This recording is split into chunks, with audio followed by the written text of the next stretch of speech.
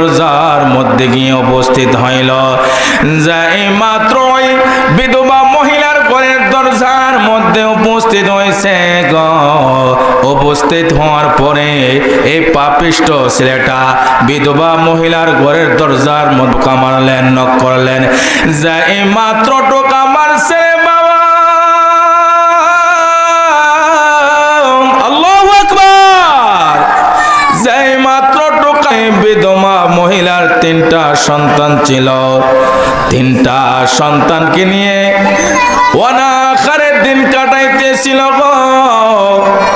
ওই মহিলাটা ভেবেছে কোনো মানুষ আসছে, ওই মহিলাটাকে একটু হেল্প করবে, সাহায্য করবে। সুবহানাল্লাহ বলবেন না?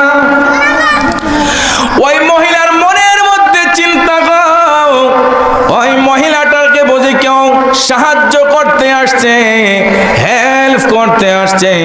এই কথাটা মহিলা মনে মনে ভেবে ঘরের দরজাটা খুলে দিলেন।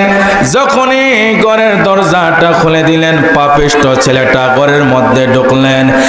যাই মাত্র পাপিষ্ট ছেলেটা ঘরের মধ্যে ঢুকছে রে,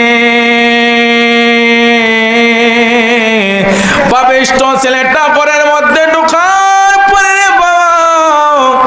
ওই পাপিষ্ট ছেলেটা ওই বিধবা মহিলাকে একটা কুপ্রস্তাব দিলেন। নাউজুবিল্লাহ।